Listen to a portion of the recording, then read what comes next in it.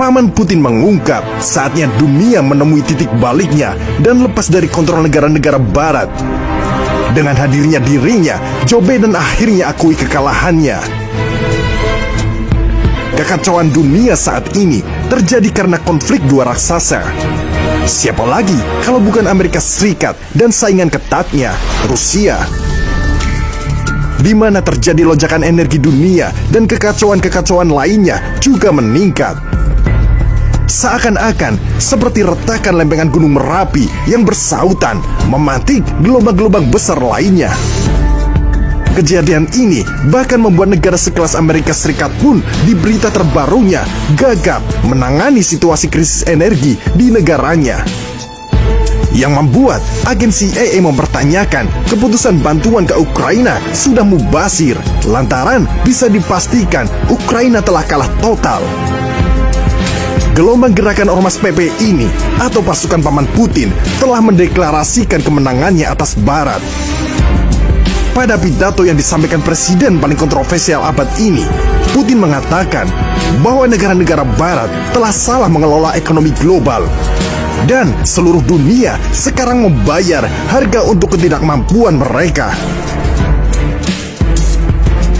Dalam pidato sambutan kepada para peserta Forum Ekonomi Internasional St. Petersburg yang dihadiri lebih dari 2.700 pemimpin bisnis, termasuk juga lebih dari 1.000 CEO, pemimpin Rusia paling ekstensif itu telah mencatat bahwa situasi itu terjadi pada titik balik bagi umat manusia dan kemenangan bagi dunia. Putin juga mengatakan kesalahan bertahun-tahun yang dibuat negara-negara barat dalam kebijakan ekonomi mereka dan sanksi tidak sah telah menyebabkan gelombang inflasi global, gangguan rantai logistik dan manufaktur yang sudah mapan, lonjakan kemiskinan dan defisit makanan. Dia juga meramalkan dekade saat ini akan menjadi bagi Rusia untuk menegaskan kedaulatan ekonominya dengan membangun infrastruktur dan basis manufaktur, berinvestasi dalam keterampilan para pekerjanya, dan menciptakan sistem keuangan yang independen. Menurut Putin, ekonomi Rusia akan tetap terbuka untuk dunia yang lebih luas.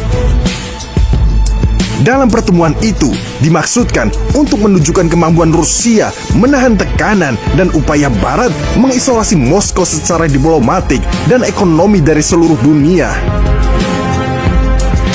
Amerika Serikat dan sekutunya memberlakukan serangkaian sanksi ekonomi yang belum pernah terjadi sebelumnya terhadap Rusia setelah Moskow melancarkan serangan militer terhadap Ukraina pada akhir Februari lalu. Banyak negara non-Barat, termasuk kekuatan ekonomi seperti China dan India, telah menolak bergabung dengan kampanye tekanan pada Rusia. Dan ternyata deklarasi itu pun diamini oleh Joe Biden bahwa dirinya gagal dalam mengatasi krisis energi untuk negaranya. Joe Biden ternyata telah deklarasikan Amerika Serikat darurat energi dan ujung-ujungnya salahkan Rusia untuk beragam krisis. Dia mengatakan keamanan nasional dan kualitas hidup terancam oleh potensi kekurangan pasokan listrik. Dia menyalahkan Rusia atas krisis lain dengan mengatakan negaranya mungkin tidak dapat menghasilkan listrik yang cukup untuk memenuhi permintaan konsumen. Dia juga menyalahkan konflik yang sedang berlangsung di Ukraina dan membuat Biden menerapkan undang-undang produksi pertahanan. Keadaan ini ternyata memperburuk situasi krisis ekonomi yang sedang Amerika hadapi. Karena resesi besar negara tersebut yang membuat banyak warganya mengeluh. Bahkan King Narto berpendapat bahwa anggaran ratusan triliun itu kurang masuk akal bila untuk memasok persenjataan ke Ukraina untuk melawan Rusia, yang akhirnya memperlambat situasi di Amerika sendiri, apalagi dunia. Mending duitnya untuk bantuan kemanusiaan atau untuk atasi resesi Amerika itu sendiri. Keadaan yang membagongkan ini, King Narto analisa, justru akan makin memperparah Amerika Serikat itu sendiri, di mana jutaan pengungsi di Eropa akan menjadi PR besar bagi Amerika Serikat dan Barat. Di balik krisis yang sedang mereka hadapi, ujung-ujungnya mereka nanti akan memainkan peran pahlawannya. Tapi bila